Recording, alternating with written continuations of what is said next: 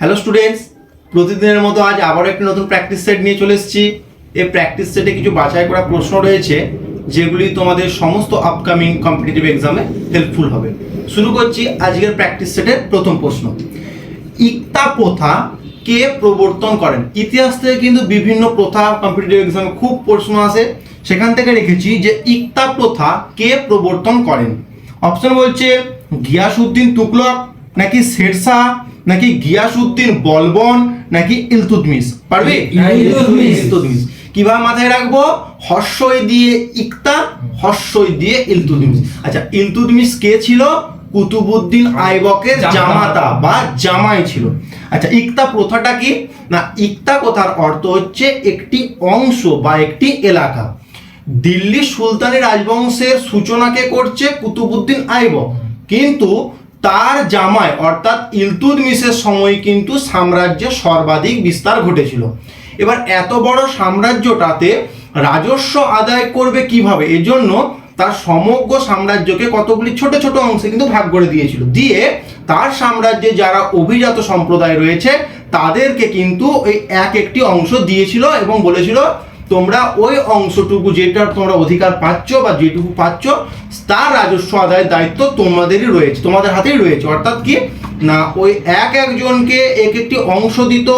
এই যে অংশটা দেয়া হতো বা এটা কি বলছে ইকতা দেয়া হতো, যাদেরকে দিত তাদেরকে বলা হতো ইকতাদার বা মুক্তি। তাহলে ইকতাদার বা মুক্তি কি না, তোর ইলতুৎমিশ তার সাম্রাজ্যকে কতগুলি ভাগে ভাগ করে ওই এক একটি ভাগ্যে এক একজনকে দিয়ে দিত, যেটাই হচ্ছে কি ইকতা প্রথা।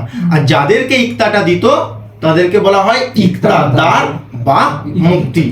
ইকতাদার বা মুক্তি। WBCS প্রিলিমস এই প্রশ্নটা এসেছিল যে যাদেরকে ইকতা দিত তাদেরকে কি বলা হতো? ইকতাদার বা মুক্তি। কিন্তু ইকতাদার কোনো অপশন থাকেনি, অপশন ছিল মুক্তি। আনসার হয়ে যাবে মুক্তি। আচ্ছা, গিয়াসউদ্দিন বলবন একটা প্রথা তৈরি করেছিল কি? তকবি কৃষি ঋণ, অর্থাৎ কৃষকদেরকে ঋণ দেবে, সেটা তকবি। গিয়াসউদ্দিন তুগলক, গিয়াসউদ্দিন তুগলক। আচ্ছা, শেরশাহ আমরা আগের দিন আলোচনা করেছি, শেরশাহ পাট্টা এবং কবুলিয়ত প্রথা করেছিল।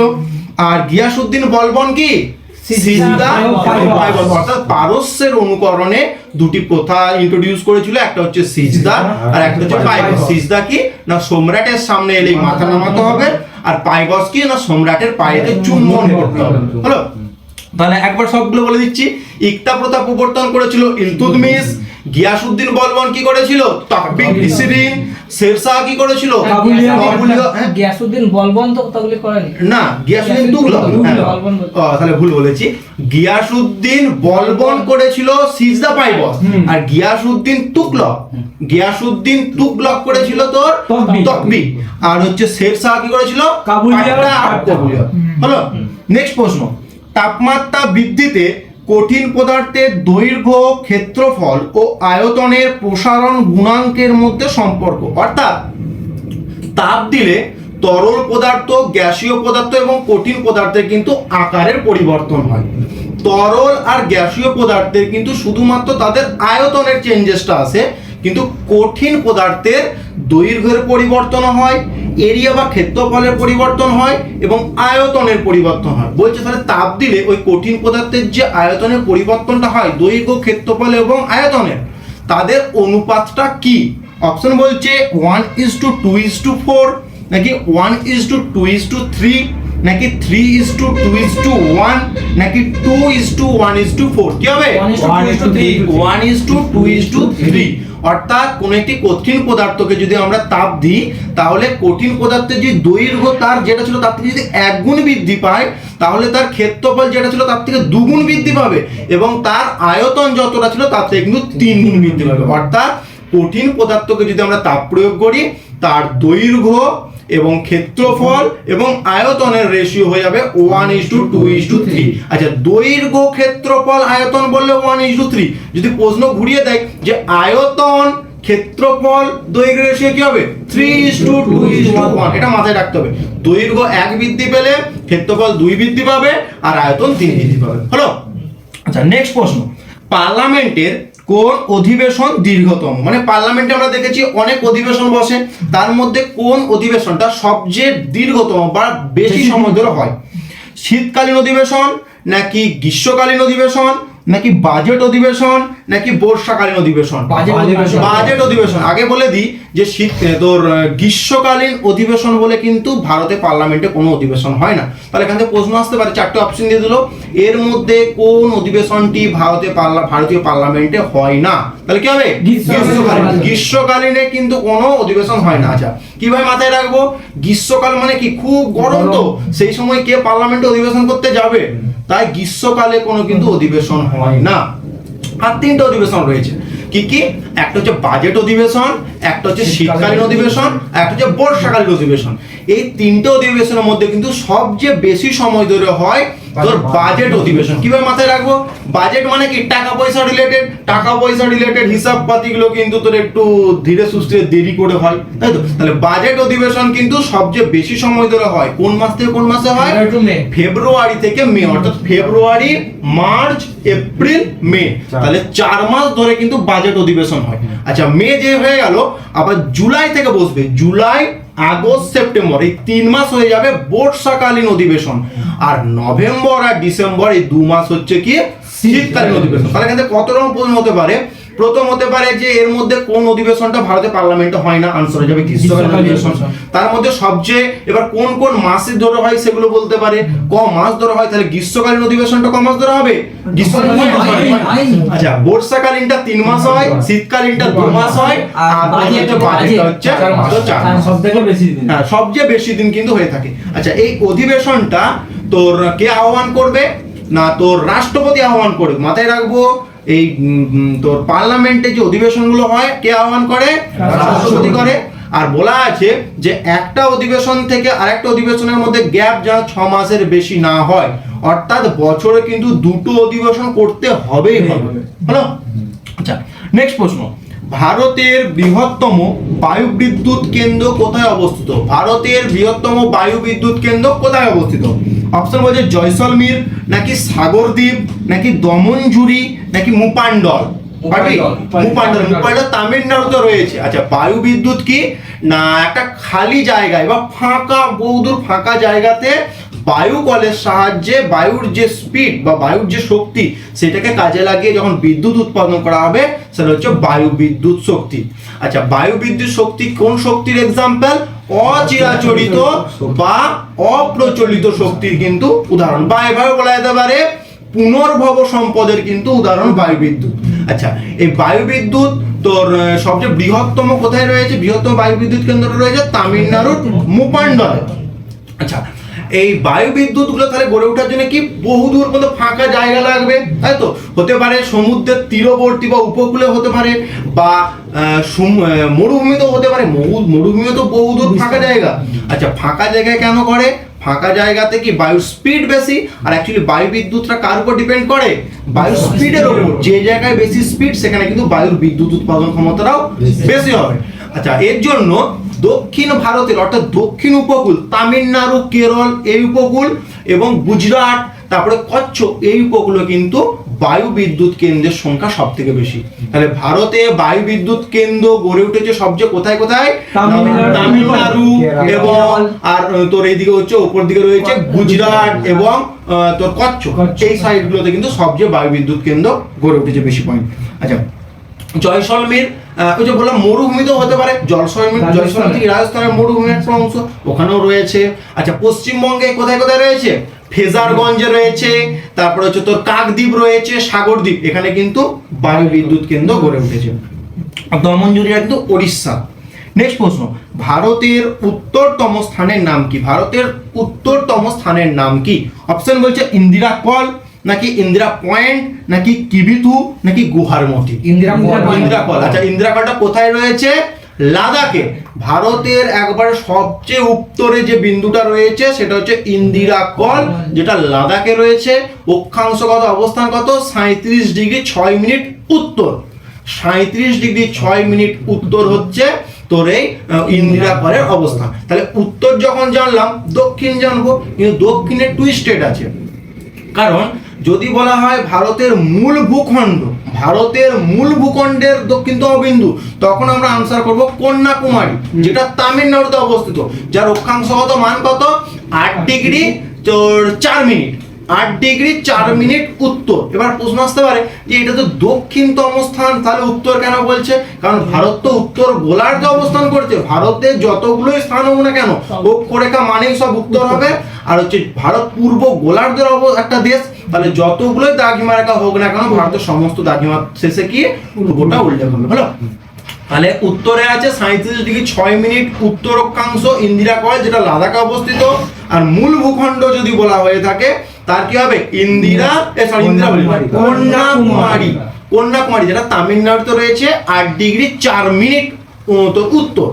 আচ্ছা, এবার মূল ভূখণ্ড না বলে যদি বলা হয় যে একবার সবার দক্ষিণে, তখন হয়ে যাবে ইন্দিরা পয়েন্ট। সবার দক্ষিণে যদি বলে তখন কিন্তু মূল ভূখণ্ড নয়, ওই তার মাঝে সমুদ্র রয়েছে, সমুদ্র নিচে তো নিকোবর রয়েছে, ওই নিকোবরে অবস্থিত একটি বিন্দু যেটার নাম হচ্ছে ইন্দিরা পয়েন্ট, যেটার অক্ষাংশ অবস্থান 6°4' উত্তর। হলো, তাহলে উত্তরে আছে ইন্দিরা কল আর নিচে আছে ইন্দিরা পয়েন্ট। সেটা হচ্ছে স্থলভাগ বলবে না, কিন্তু শুধু প্রশ্ন দিয়ে দেবে ভারতের দক্ষিণতম বিন্দু, তখন করব কিন্তু ইন্দিরা পয়েন্ট। আর যদি বলা হয় মূল স্থলভাগের, তখন কিন্তু কন্যাকুমারী উত্তর হবে। আচ্ছা, এই উত্তর থেকে দক্ষিণের লেন্থটা কত মাথায় রাখবে? 3214 কিমি। 3214 কিমি। তাহলে প্রশ্ন আসতে পারে যে উত্তর থেকে দক্ষিণে ভারতের কত কিমি দীর্ঘ বা লেন্থটা কতটা? 3214 কিমি। আচ্ছা, এবার পূর্ব পশ্চিমটা দেখে নি। পশ্চিম দিকে রয়েছে গুজরাটের গুহারমতি, যার অক্ষাংশ কত, অবস্থান কত তোর 68°7' পূর্ব। আগেই বলেছি যতগুলো ভারতের দ্রাঘিমা রেখা পাবো সব পূর্ব হবে, কিন্তু পশ্চিম দিকে কিন্তু অ্যাকচুয়ালি হবে পূর্ব দিকে। তাহলে ভারতের পশ্চিম দিকে রয়েছে কি গুজরাটের গুহারমতি, যেটা 68°7' পূর্ব দ্রাঘিমা রেখা অবস্থান করছে। আর সব থেকে পশ্চিম দিকে রয়েছে অরুণাচল প্রদেশের কিবিতু, যেটা 97° তোর 97°25' পূর্ব দ্রাঘিমা রেখা অবস্থান করছে। হলো, তাহলে আর পূর্ব থেকে পশ্চিমের দৈর্ঘ্য কত? 2933 কিমি। উত্তর দক্ষিণে 3214 আর এটা হচ্ছে 2933। আচ্ছা, নেক্সট প্রশ্ন, আরবরা কত সালে সিন্ধু বিজয় করে? আরবরা কত সালে সিন্ধু বিজয় করে? অপশন বলছে 712 খ্রিস্টপূর্বাব্দ, নাকি 712 খ্রিস্টাব্দ, 712 খ্রিস্টপূর্বাব্দ, নাকি 712 খ্রিস্টাব্দ, নাকি 1191 খ্রিস্টাব্দ, নাকি 1192 খ্রিস্টাব্দ?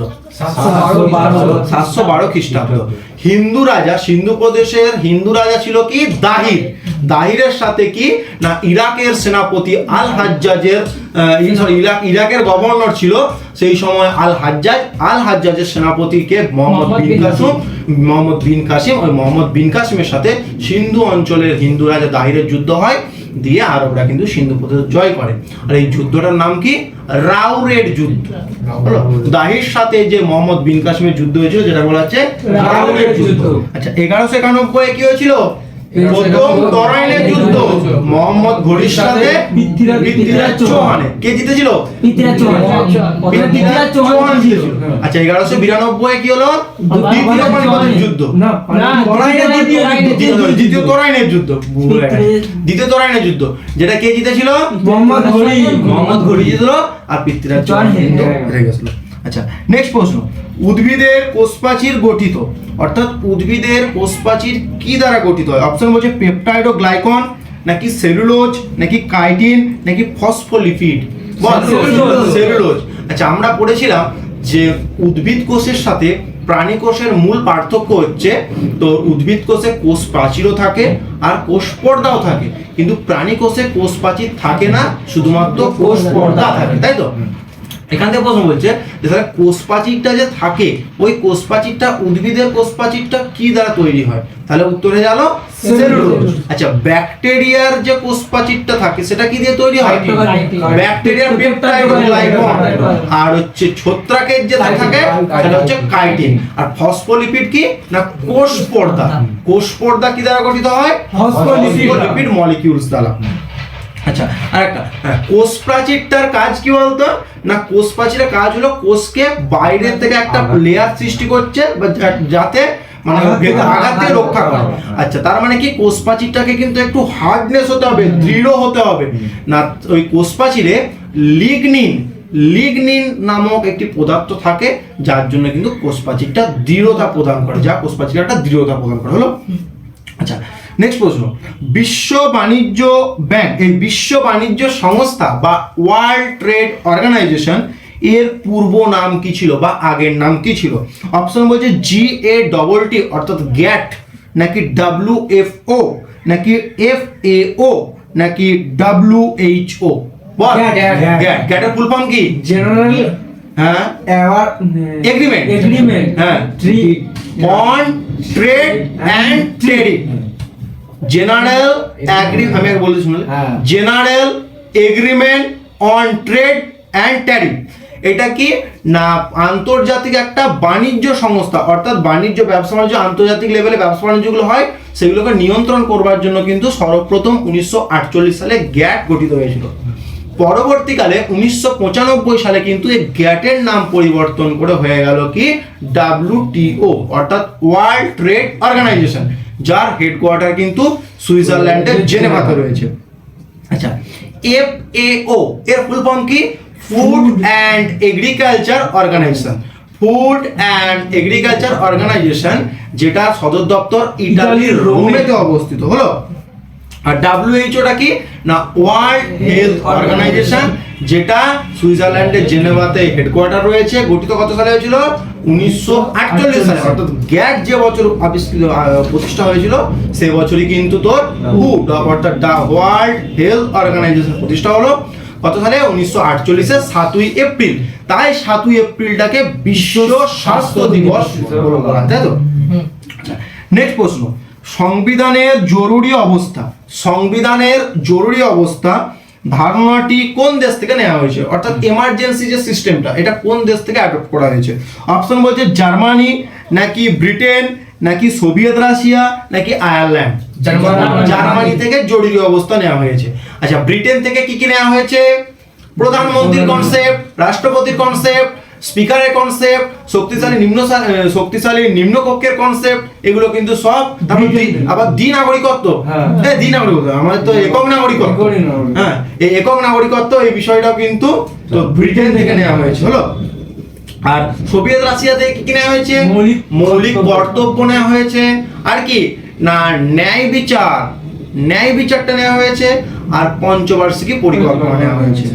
আর আয়ারল্যান্ড থেকে কি DPSP, directive principal of state policy, ওই ডিপিএসপি নেওয়া হয়েছে। তারপর হচ্ছে রাষ্ট্রপতি নির্বাচনটা কিভাবে হবে সেটা নেওয়া হয়েছে। আর কি নেওয়া হয়েছে না রাজ্যসভায় যে রাষ্ট্রপতি 12 জনকে মনোনীত করে সেই কনসেপ্টটা নেওয়া হয়েছে। আচ্ছা, আজকের আলোচনার শেষ প্রশ্ন। পিডিএফ এর ফুল ফর্ম কি? পিডিএফ এর ফুল ফর্ম কি? পেন্ট ডকুমেন্ট ফরম্যাট, নাকি প্রিন্ট ডকুমেন্ট ফরম্যাট, নাকি পোর্টেবল ডকুমেন্ট ফরম্যাট, নাকি প্রিন্ট ডকুমেন্ট ফাইল? আরো একবার অপশনগুলো বলে দিচ্ছি। পেন্ট ডকুমেন্ট ফরম্যাট, নাকি প্রিন্ট ডকুমেন্ট ফরম্যাট, নাকি পোর্টেবল ডকুমেন্ট ফরম্যাট, নাকি প্রিন্ট ডকুমেন্ট ফাইল? এই প্রশ্নের সঠিক উত্তর তোমরা কমেন্ট করে জানাবে। আর আমাদের আজকের প্রশ্ন বা প্রশ্নের আলোচনাগুলো কেমন ছিল তোমরা অবশ্যই কমেন্ট করে জানাবে, কারণ এগুলো থেকে আমরা বুঝতে পারবো যে তোমরা কীরকম ভিডিও চাইছো বা কীরকম লেভেলের প্রশ্ন চাইছো। আচ্ছা, আজকের ক্লাস এখানেই শেষ করছি, দেখা হচ্ছে নতুন ভিডিওতে।